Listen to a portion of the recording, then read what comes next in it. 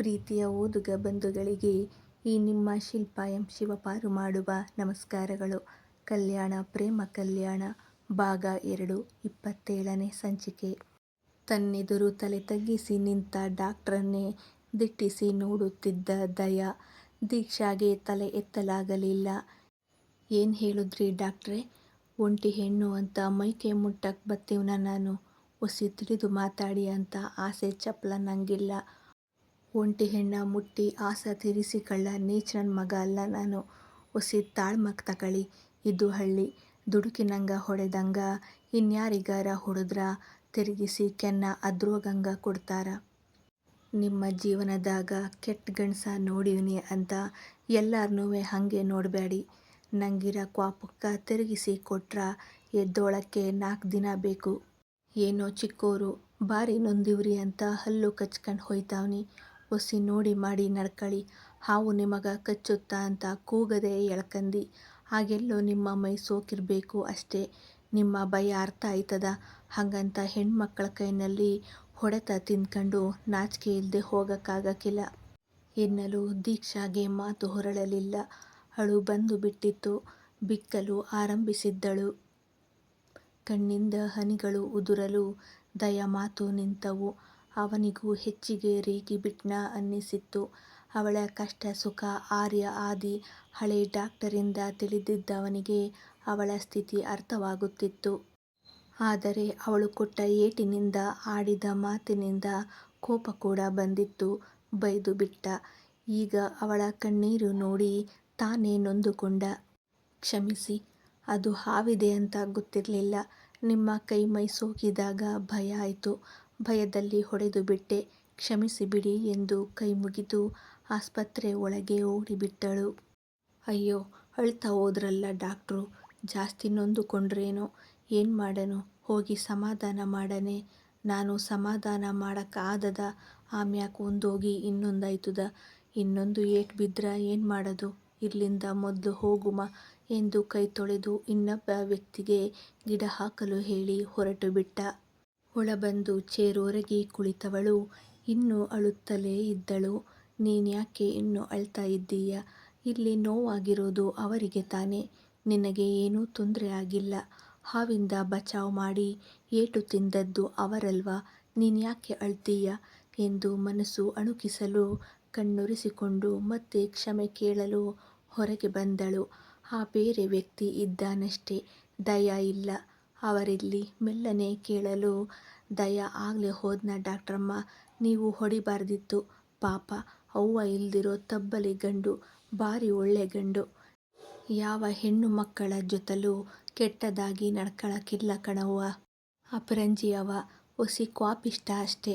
ನಿಮ್ಗ ಹಾವು ಕಚ್ಬುಟ್ಟಾದು ಅಂತ ಎಳಕಂಡ ಅಷ್ಟೇ. ನೀವು ಹೊಡೆದಿದ್ದು ನೋಡಿ ಎಲ್ಲಿ ತಿರುಗಿಸಿ ಹೊಡೆದುಬುಟ್ಟಾನು ಅಂದ್ಕಂಡಿದ್ದಿ. ಕ್ವಾಪ ತಡ್ಕಂಡ್ ಹೋಗವನ. ತಿರುಗ ಸಿಕ್ಕಾಗ ಕ್ಷಮೆ ಕೇಳ್ಬುಡಿ ಎಂದರು. ಸರಿ ಎಂದು ತಲೆ ಆಡಿಸಿ ಒಳಗೆ ನಡೆದಳು. ಅವಳ ಕೈ ಮತ್ತು ಸೊಂಟದ ಭಾಗದ ಸೀರೆಯಲ್ಲಿ ದಯಾ ಕೈನಲ್ಲಿ ಮೆತ್ತಿದ್ದ ಮಣ್ಣು ಮೆತ್ತಿಕೊಂಡಿತ್ತು. ನೀರಲ್ಲಿ ತೊಳೆದು ಅವನ ಬಗ್ಗೆ ಯೋಚಿಸುತ್ತಾ ಕುಳಿತಳು. ಪೇಷಂಟ್ ಬರಲು ಗಮನ ಅತ್ತ ಸರಿಯಿತು.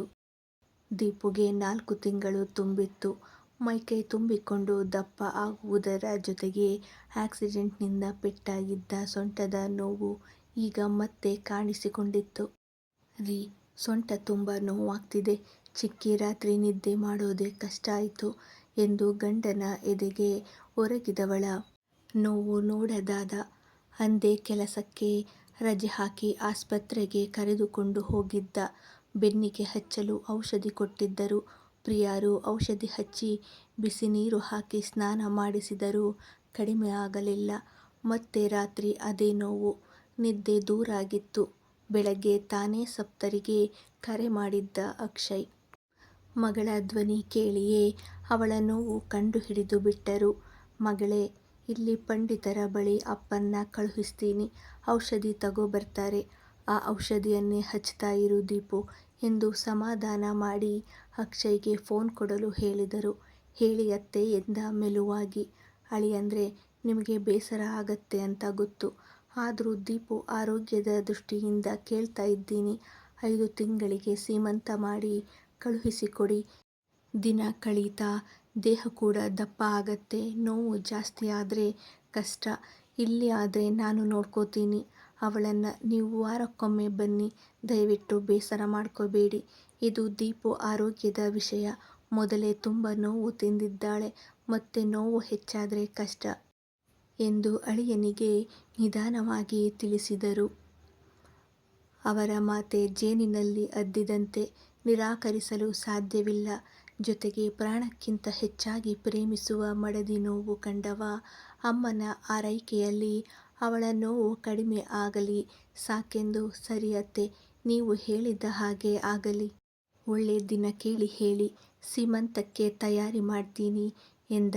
ಮನಸ್ಸಲ್ಲಿ ದೀಪುವಿನಿಂದ ದೂರ ಇರಬೇಕಲ್ಲ ಎಂಬ ನೋವು ಕೂಡ ಇತ್ತು.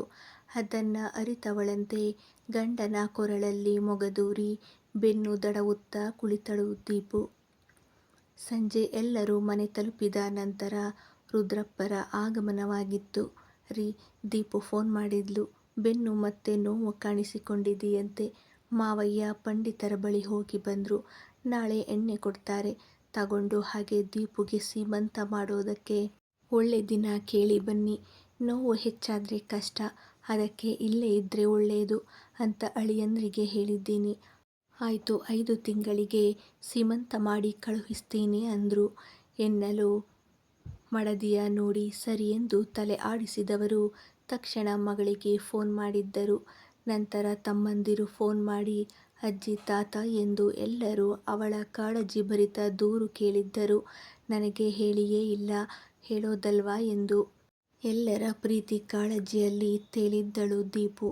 ಬೆಳಗ್ಗೆ ರುದ್ರಪ್ಪರು ಬೇಗನೆ ಸ್ನಾನ ಮುಗಿಸಿ ಪಂಡಿತರ ಮನೆಗೆ ಹೋಗಿದ್ದು ಔಷಧಿ ಪಡೆದು ಒಳ್ಳೆ ದಿನ ವಿಚಾರಿಸಲು ವಾರದಲ್ಲಿ ಒಳ್ಳೆ ದಿನವಿದೆ ಎಂದು ತಿಳಿಸಿದ್ದರು.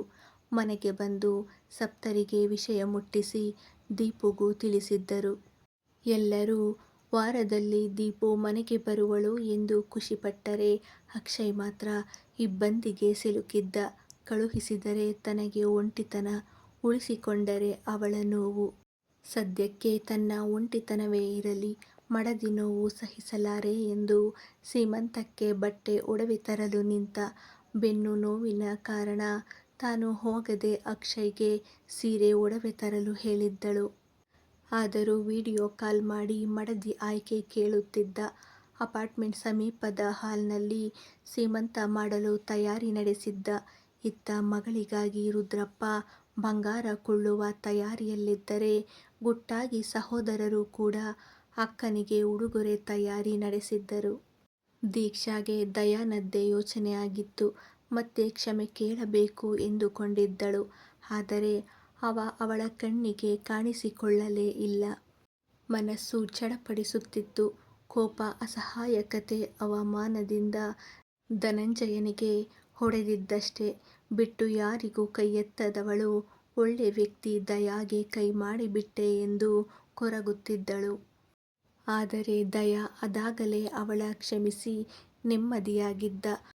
2-3 ದಿನ ಕಳೆದರೂ ದಯಾ ಮಾತ್ರ ಕಣ್ಣಿಗೆ ಕಾಣಲಿಲ್ಲ. ಇಂದು ಬೆಳಗ್ಗೆ ಆಸ್ಪತ್ರೆಯಿಂದ ಮನೆಗೆ ಹೊರಟಿದ್ದಳು. ವಿಪರೀತ ತಲೆನೋವು, ಮನಸ್ಸು ಕೂಡ ಸರಿಯಿಲ್ಲ ಎಂದು ಅಪರೂಪಕ್ಕೆ ಕಾಫಿ ಕುಡಿಯುವ ಮನಸ್ಸಾಗಲು ಅಂಗಡಿ ಮುಂದೆ ನಿಂತವಳು ಕಾಫಿ ಪುಡಿ, ಹಾಲು ಪಡೆದು ಬ್ಯಾಗಲ್ಲಿ ಸೇರಿಸಿಕೊಂಡು ಹಿಂದೆ ತಿರುಗಲು ದಯಾ ಬಂದು ಬೈಕ್ ನಿಲ್ಲಿಸಿದ್ದ. ಇಬ್ಬರು ಒಬ್ಬರ ಮುಖ ಒಬ್ಬರು ನೋಡಿಕೊಂಡರು. ದಯಾ ದೃಷ್ಟಿ ಬದಲಿಸಿ, ಬಾಲಾ, ಒಂದು ಪ್ಯಾಕೆಟ್ಟು ಸಿಗರೇಟ್ ಕೊಡ್ಲಾ ಎಂದು ಅಂಗಡಿ ಮುಂದೆ ನಿಲ್ಲಲು ಮಾತನಾಡಿಸುವ ಎಂದುಕೊಂಡವಳು ರಸ್ತೆಯಲ್ಲಿ ಮಾತಾಡಿಸುವುದು ಬೇಡ ಎಂದು ಸುಮ್ಮನಾದಳು. ದಯಾ ಕೂಡ ಸಿಗರೇಟ್ ಪ್ಯಾಕೆಟ್ ಪಡೆದು ಬೈಕ್ ಏರಿದ್ದ. ಅಷ್ಟರಲ್ಲಿ ಸ್ಕೂಲ್ ಬಸ್ ಇಳಿದು ಓಡಿ ಬಂದ ಚಂದು, ಡಾಕ್ಟ್ರೇ ಎಂದು ಅವಳ ಕೈ ಹಿಡಿದವಳು ದಯಾ ಮಾಮ, ಚಾಕ್ಲೇಟ್ ಕೊಡ್ಸು ಬಾ ಎಂದು ಕೂಗಿದ್ದಳು. ದಯಾ ನಗುತ್ತಾ, ಬಾಲಾ, ಪುಟ್ಟಿಗ ಚಾಕ್ಲೇಟ್ ಕೊಡ್ಲಾ ಎನ್ನಲು ಚಂದು ಕೈಗೆ ಚಾಕಲೇಟ್ ಸೇರಿತ್ತು.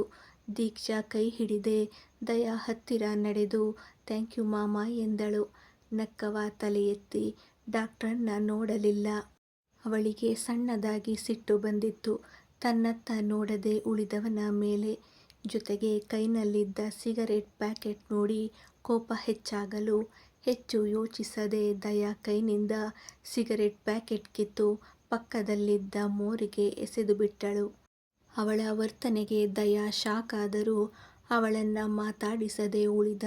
ಈಗಂತೂ ಕೋಪ ಇನ್ನಷ್ಟು ಏರಲು ಬಾ ಚಂದು ಹೋಗೋಣ ಎಂದು ಮುಂದೆ ನಡೆದು ಹೋದಳು. ಈ ಡಾಕ್ಟ್ರುಗ ಏನಾಗಿದ್ದು, ಅಪ್ಪಯ್ಯಂಗ ಅಂತ ಸಿಗರೆಟ್ ತಗಂದ್ರ ಕಿತ್ತು ಮೋರಿಗ ಹಾಕ್ಬಿಟ್ರಲ್ಲ. ಹೋ ಡಾಕ್ಟ್ರಲ್ವೇ, ಸಿಗರೇಟ್ ಸೇದುದ್ರ ಆರೋಗ್ಯ ಕೆಡುತ್ತಾ ಅಂತಿರ್ಬೇಕು ಎಂದುಕೊಂಡವ. ನಾನು ತಗಹೋಗ್ನಿಲ್ಲ ಅಂದ್ರ ಅಪ್ಪಯ್ಯ ತಿರ್ಗಾ ತಾನೇ ಬಂದು ಸಿಗರೇಟ್ ತಗತ್ತ. ಡಾಕ್ಟ್ರು ಹೋದ್ರಲ್ಲ, ಇನ್ನೊಂದ್ ತಗಹೋಗುಮ ಎಂದು ಮತ್ತೆ ಬೈಕ್ ಇಳಿದು ಬಾಲನ ಸಿಗರೇಟ್ ಕೇಳಲು ಡಾಕ್ಟ್ರು ಮತ್ತು ದಯಾ ರೀತಿ ನೋಡಿದ ಬಾಲ ಗೊಂದಲದಲ್ಲಿಯೇ ಸಿಗರೇಟ್ ಕೊಟ್ಟಿದ್ದ. ಅಷ್ಟು ದೂರ ನಡೆದು ಬಂದ ನಂತರವೇ ತನ್ನ ಅವಾಂತರ ಅವಳಿಗೆ ನೆನಪಾಗಿದ್ದು. ಛೇ, ನಾನ್ಯಾಕೆ ಅವರ ಕೈಯಿಂದ ಸಿಗರೇಟ್ ಕಿತ್ತು ಬಿಸಾಕಿದ್ದು? ನನಗೆ ಆ ಅಧಿಕಾರ ಇದೆಯಾ? ಮೊದಲೇ ಅವರಿಗೆ ಬೈದು ಹೊಡೆದು ನೋವು ಮಾಡಿದ್ದೀನಿ. ಈಗ ಮತ್ತೆ ಅವರಿಗೆ ಕೋಪ ಬರಿಸಿದೆ ಅನಿಸತ್ತೆ. ಅವರ ಮೇಲೆ ಕೋಪ ಯಾಕ್ ಬಂತು? ಅಷ್ಟು ಸಲಿಗೆ ಕೂಡ ಇಲ್ಲ. ಅದ್ರಲ್ಲೂ ಹೀಗೆಲ್ಲ ನಡೆದುಕೊಂಡು ಬಿಟ್ಟೆ. ಅದೇನು ತಿಳಿದರೋ ನನ್ನ ಬಗ್ಗೆ ಎಂದು ನಿಂತು ಹಿಂದೆ ತಿರುಗಲು ದಯಾ ಮತ್ತೊಂದು ಸಿಗರೇಟ್ ಪ್ಯಾಕೆಟ್ ಜೇಬಿಗೆ ಸೇರಿಸುತ್ತಾ ಬೈಕ್ ಏರುವುದು ಕಂಡಿತ್ತು. ಈ ಮನುಷ್ಯ ಮತ್ತೊಂದು ಪ್ಯಾಕೆಟ್ ತಗೊಂಡ್ರ ಎಂದು ಮುನಿಸಲ್ಲಿ ಮುಂದೆ ತಿರುಗಿ ಚಂದು ಜೊತೆ ಹೆಜ್ಜೆ ಹಾಕಿದಳು. ಅಕ್ಷಯ್ ಫೋನ್ ಮಾಡಿ ಎಲ್ಲರಿಗೂ ಸೀಮಂತಕ್ಕೆ ಆಹ್ವಾನ ನೀಡಿದ್ದ. ದೀಪು ದೀಕ್ಷಾನ ಕೂಡ ಸೀಮಂತಕ್ಕೆ ಕರೆಯಲು ಹೇಳಿದಾಗ ಸರಿ ಎಂದವ. ಜಗ್ಗಪ್ಪರಿಗೆ ಕರೆ ಮಾಡಿ ದೀಕ್ಷಾಗೆ ಫೋನ್ ಕೊಡಲು ತಿಳಿಸಿದ್ದ. ಮೊದಲು ದೀಪು ಮಾತಾಡಿದ್ದಳು. ಸೀಮಂತಕ್ಕೆ ಬರುವಂತೆ ಹೇಳಿದ್ದಳು. ನಂತರ ಅಕ್ಷಯ್ ಕೂಡ ಸೀಮಂತಕ್ಕೆ ಆಹ್ವಾನ ನೀಡಿದ್ದ.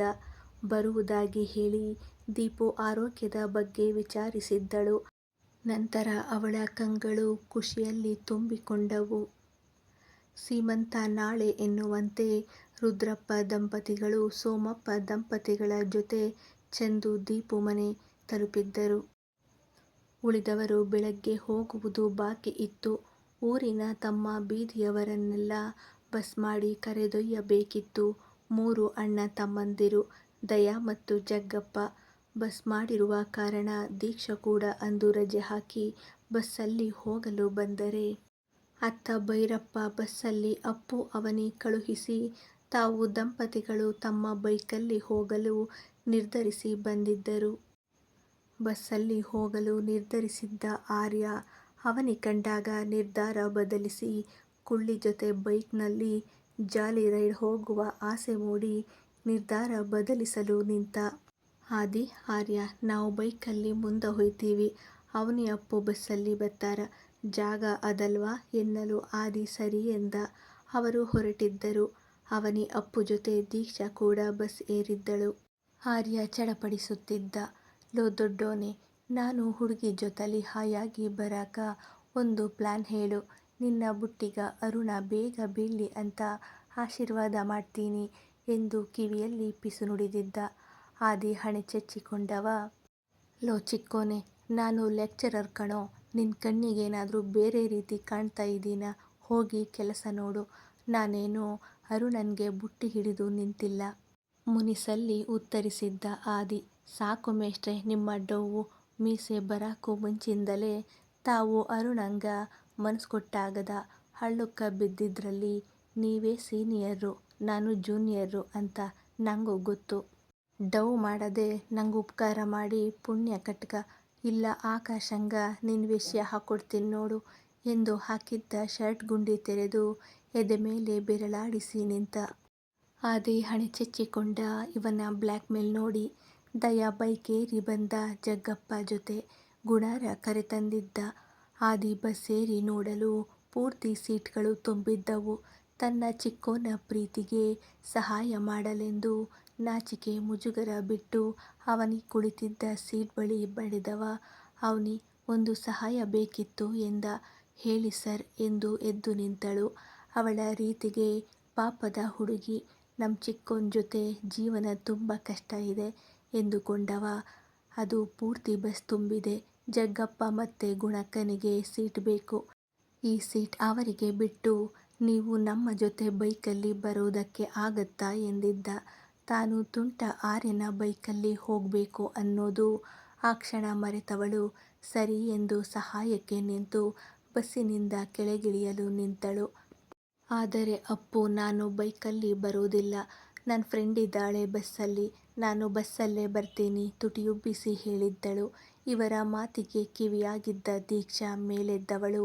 ಆದಿ, ನಾನು ಬೈಕಲ್ಲಿ ಬರ್ತೀನಿ, ಜಗ್ಗಪ್ಪ ಅವರನ್ನ ಈ ಸೀಟಲ್ಲಿ ಕೂರೋದಕ್ಕೆ ಹೇಳಿ. ಇಲ್ಲ, ನಾನು ನಿಂತೇ ಬರ್ತೀನಿ, ತೊಂದ್ರೆ ಇಲ್ಲ ಎಂದಳು. ಆದಿ ಸರಿ ಎಂದು ತಲೆ ಆಡಿಸಲು ಅವನಿ ದೀಕ್ಷಾ ಕೆಳಗಿಳಿದರು. ತನ್ನ ಕುಳ್ಳಿ ಕಂಡು ಕುಣಿಯಬೇಕು ಅನಿಸಿತ್ತು ಕಳ್ಳ ಆರ್ಯನಿಗೆ. ಬಸ್ ಹೊರಡಲು ಆದಿ, ಆರ್ಯ, ದಯಾ, ಆಕಾಶ್ ಬೈಕಿನಲ್ಲಿ ಹೋಗಬೇಕಿತ್ತು. ಮೂವರು ಬೈಕ್ ಸ್ಟಾರ್ಟ್ ಮಾಡಲು ಅವನಿ ಆದಿ ಮುಖ ನೋಡಿ ಆರ್ಯನತ್ತ ನೋಡಿದ್ದಳು. ಆರ್ಯನಿಗೆ ಈಗ ಯಾರ ಭಯವೂ ಇಲ್ಲ. ಹೇ ಕುಳ್ಳಿ, ಬಾ ನನ್ನ ಬೈಕಲ್ಲಿ ಕೂರು ಎಂದರೆ ಅವನಿ ಆದಿ ಮುಖ ನೋಡಿದಳು. ಆರ್ಯನ ಜೊತೆ ಹೊರಡಿ ಅವನಿ, ನಾನು ಆಕಾಶ್ ಸ್ವಲ್ಪ ತಡವಾಗಿ ಬರ್ತೀವಿ ಎನ್ನಲು ಅವನಿ ಮುಜುಗರದಲ್ಲೇ ಆರ್ಯನ ಬೈಕ್ ಏರಿದ್ದಳು. ದೀಕ್ಷಾ, ಆದಿ, ನೀವು ಬರೋದು ತಡವಾಗತ್ತೆ ಅಂದಿದ್ರೆ ನಾನು ಬಸ್ಸಲ್ಲಿ ಬರ್ತಿದ್ದೆ ಎಂದಳು. ದಯಾ ನಿಮಿಷಗಳಿಂದ ಅವಳತ್ತ ತಿರುಗದೆ ನಿಂತದ್ದು ನೋಡಿ, ಡಾಕ್ಟರ್, ಬಸ್ಸಲ್ಲಿ ನಿಂತು ಯಾಕೆ ಹೋಗ್ತೀರಾ? ದಯಾ ಭಾವ ಕೂಡ ಸೀಮಂತಕ್ಕೆ ಬರ್ತಿದ್ದಾನೆ, ಅವನ ಜೊತೆ ಬೈಕಲ್ಲಿ ಹೊರಡಿ, ನಾವು ಹಿಂದೆಯೇ ಬರ್ತೀವಿ ಎಂದ. ಅಸಲಿಗೆ ಅವನಿ ನಂಬಿಸಲು ತಡವಾಗತ್ತೆ ಎಂದು ಸುಳ್ಳು ಹೇಳಿದ್ದ ಆದಿ. ಚಿಕ್ಕೋನ ಕಿತಾಪತಿಯಿಂದ ದೊಡ್ಡೋನು ಸುಳ್ಳು ಹೇಳಬೇಕಾಯ್ತು. ದಯಾ ಕಡೆ ನೋಡಿದವಳು, ಅವರಿಗೆ ನನ್ನ ಕರೆದುಕೊಂಡು ಬರೋದಕ್ಕೆ ಕಷ್ಟ ಆಗ್ಬಹುದು, ತಡವಾದ್ರೂ ಪರವಾಗಿಲ್ಲ, ನಿಮ್ಮ ಜೊತೆಯೇ ಬರ್ತೀನಿ ಬಿಡಿ, ಅವರಿಗೆ ನನ್ನಿಂದ ಕಷ್ಟ ಆಗೋದು ಬೇಡ ಎಂದಳು. ಅವನ ನಿರ್ಲಕ್ಷ್ಯ ಮನಸ್ಸಿನ ಮೂಲೆಯಲ್ಲಿ ಸಣ್ಣದಾಗಿ ನೋವು ಮಾಡಿತ್ತು. ಆದಿ, ಆರ್ಯ ಇಬ್ಬರೂ ದಯಾ ಕಡೆ ನೋಡಿದವರು. ಭಾವ ಎನ್ನಲು, ನಂಗೇನು ಕಷ್ಟ ಇಲ್ಲ, ಹೋಗೋದು ಒಂದೇ ಕಡೆ ತಾನೆ, ಜೊತೆಲಿ ಹೋದ್ರಾಯ್ತು ಬನ್ನಿ ಎಂದ. ಈಗಲೂ ಅವಳತ್ತ ನೋಡಲಿಲ್ಲ. ದೀಕ್ಷಾ ದಯಾ ಬೈಕ್ ಏರಲು ಆರ್ಯ ದಯಾ ಬೈಕ್ ಮುಂದೆ ಓಡಿದ್ದವು. ಆದಿ ಹಿಂದೆ ಬೈಕ್ನಲ್ಲಿ ಆಕಾಶನ ಕೂರಿಸಿಕೊಂಡು ಹೊರಟಿದ್ದ. 2 ಊರು ದಾಟಿ ಮುಂದೆ ಹೋದಾಗ ಪರಮೇಶಪ್ಪರ ಕಾರ್ ಕಂಡಿತ್ತು. ಪಕ್ಕದಲ್ಲೇ ಹೋಗಲು ಕಾರ್ ನಿಲ್ಲಿಸಿದರು. ಮಾವ, ಬೇಗ ಹೋಗೋದಲ್ವಾ ಎಂದು ಆದಿ ಕೇಳುತ್ತಾ ಬೈಕ್ ನಿಲ್ಲಿಸಿದ್ದ. ಮಾವನ ಜೊತೆ ಮಾತಾಡುತ್ತಾ ಹಿಂದೆ ಕುಳಿತ ಅರುಣಾ ಕಡೆ ನೋಡಿದ್ದು. ಭಾರದ ಲೆಹಂಗಾ ಹಾಕಿ ಅಮ್ಮ ಅಜ್ಜಿ ಮಧ್ಯ ಕೂರಲು ಆಗದೆ ಒದ್ದಾಡುತ್ತಿದ್ದವಳು ಈಗ ಒಮ್ಮೆಲೆ ಕಾರಿಂದ ಇಳಿದು ಆಕಾಶ ಕೆಳಗೆ ಇಳಿ ಎನ್ನಲು ಆಕಾಶ ಗೊಂದಲದಲ್ಲೇ ಕೆಳಗಿಳಿದಿದ್ದ. ತಟ್ಟನೆ ಆದಿ ಹಿಂದೆ ಒಂದು ಬದಿಯಲ್ಲಿ ಕುಳಿತಳು. ಹೇ ಕತ್ತೆ, ನಾನು ಎಲ್ಲಿ ಕೂರಲಿ ಎಂದು ಆಕಾಶ ಕಿರುಚಿದ್ದ. ಕಾರಲ್ಲಿ ನಿನ್ನತ್ತೆ ಪಕ್ಕದಲ್ಲಿ ಕೂರು, ಈ ಬಟ್ಟೆಲಿ ಜಾಗ ಸಾಲ್ತಾ ಇಲ್ಲ, ನಾನು ಬೈಕಲ್ಲಿ ಬರ್ತೀನಿ ಎಂದಳು. ಇಷ್ಟೊತ್ತು ಅಪ್ಪನ ಜೊತೆ ಜಾಗ ಸಾಲ್ತಾ ಇಲ್ಲ ಎಂದು ಬೊಬ್ಬೆ ಹೊಡೆದಿದ್ದ ಕಾರಣ ಪರಮೇಶಪ್ಪ, ಆಕಾಶ ಬಾರೋ, ನಿನಗೇನೋ ಪುಟ್ಟ ಜಾಗ ಸಾಕು, ಅತ್ತೆ ಪಕ್ಕ ಕೂರು ಎಂದಾಗ ಆದಿ ಮುಖ ನೋಡಿ ಎಲ್ಲರೂ ಹುಡುಗಿಯರನ್ನ ಕೂರಿಸ್ಕೊಂಡು ಹೋಗೋರೆ ಎಂದು ಗೊಣಗಿ ಕಾರ್ ಏರಿದ್ದ. ಕಾರ್ ಮುಂದೆ ಹೋಗಲು ಆದಿ ಭುಜದ ಮೇಲೆ ಕೈ ಇಟ್ಟು, ಹಾ, ಬೇಗ ಹೊರಡಿ ಮೇಷ್ಟ್ರೆ, ಸೀಮಂತಕ್ಕೆ ತಡ ಆಗತ್ತೆ ಎಂದಳು. ಆದಿ ತುಟಿಯಲ್ಲಿ ನಗು ಅರಳಿತ್ತು. ಚಿಕ್ಕೋನೆ, ನಿನ್ನ ಆಶೀರ್ವಾದ ಫಲಿಸ್ತಾ ಇದೆ ಎಂದು ಮನದಲ್ಲೇ ನಕ್ಕಿದ್ದ. 3 ಜೋಡಿಗಳ ಪಯಣ ದೀಪು ಸೀಮಂತದತ್ತ ಮುಂದುವರಿಯುವುದು. Thank you. ಕತೆ ಇಷ್ಟವಾಗಿದ್ರೆ ಓದಿ ವಿಮರ್ಶೆ ಮಾಡಿ, ಸಬ್ಸ್ಕ್ರೈಬ್ ಮಾಡಿ, ಪ್ರೋತ್ಸಾಹಿಸಿ.